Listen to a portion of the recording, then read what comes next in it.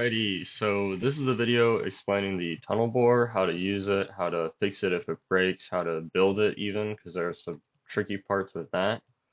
Um, so let's get to it. So once you have it in this state, notice I have the no detector rail here. That is important because you do not want to place the detector rail and then the minecart on it because it will activate the TNT. How this works is it's a little bit of funkiness with Java, um, because if you push it on there, it doesn't actually update the TNT. So if I were to, my keyboard stopped working. Hold up. Eh, there we go. If I were to explode, if I were to update this TNT real quick, oh, well, right, because it won't explode right now, but here, let's do a little bit of this, and then we can do, okay, so I update the TNT, it explodes, and then I do that so it doesn't actually explode. Um, and we're all good. Cool. So that's what happens if, and I almost did that again. I almost placed it there, in which case it would explode.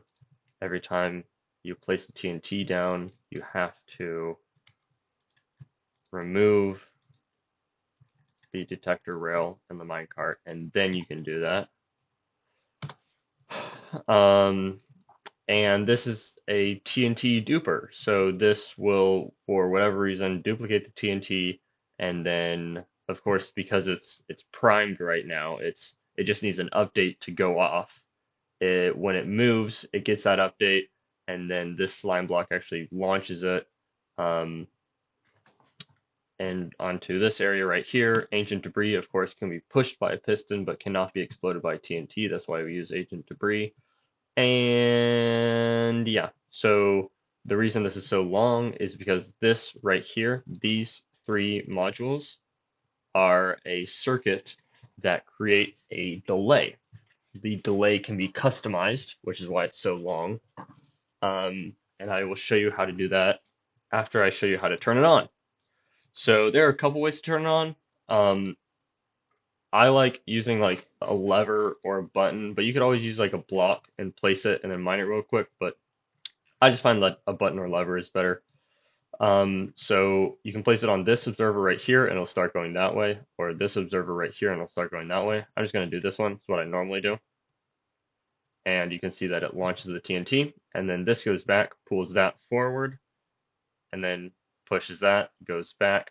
So it's just creating a delay by going back and forth. Um, and every time that gets pushed forward, it duplicates the TNT, gets launched, all that good stuff. Now, to stop it, you will notice that there is a furnace inside your kit. Nowhere in this schematic is there a furnace. Oh, brother. Okay, well, that's not really great. So you place the furnace right there, and it stops because furnaces cannot be pushed by a piston because they are a container, meaning you can store stuff in them, which Java doesn't like pushing for whatever reason. So that is why there is a furnace inside your kit. I always suggest bringing multiple furnaces every time you start this machine. Do not start it without bringing a furnace or a chest or a hopper or a dropper, dispenser, barrel, bookshelf, copper chest, or obsidian block. There's a lot of choice there, but anything that is a container, aka can store items, or is immovable, so like a an obsidian block or I believe a enchanting table is also immovable, or a furnace because those are easy to craft.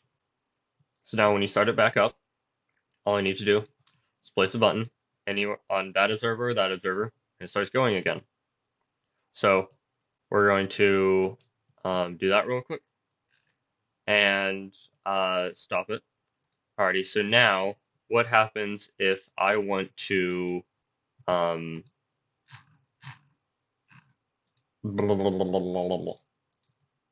what am I even trying to say? What happens if I want to lengthen the delay? Because right now it's kind of like shoot, wait, explode, shoot, explode, shoot. So you don't have that much time to get some diamonds. So what you're gonna do, and I actually haven't done this in a while, so I hope I do this right, but I believe it's right here.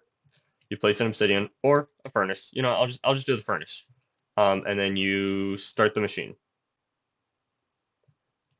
And what this does is it's going to push this forward, but it's not going to drag this back.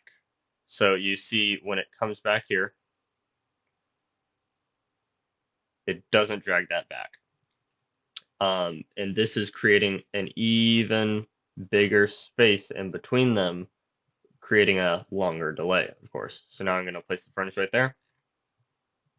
I'm going to remove this furnace, and you can see it's much larger. So what happens if, okay, well now I have this super long delay, now I don't really want a long delay. You can take a redstone block, which I didn't actually put in the kit. No, I think there's a lever somewhere in there maybe. But all you need to do is you grab this lever and I believe it's, yeah, you just keep doing that. And that pushes it forward, of course, shortening the delay, and then you can start it again. Do not make this delay too short, or else it will send a TNT. The TNT will, before exploding, get sent another TNT. See, this is already really close because if there's two TNT, then one will get sent back and explode this. So, yeah, you were warned. I gave you two TNT in the kit just in case you blow up one on accident. I didn't give you extra resources of everything because that would have been like really expensive. But if you blow up something and like something happens, depending on how many times this happens, I would be happy to give you some extra resources. So I believe that's everything on this tunnel bore, and you should be a tunnel bore expert now.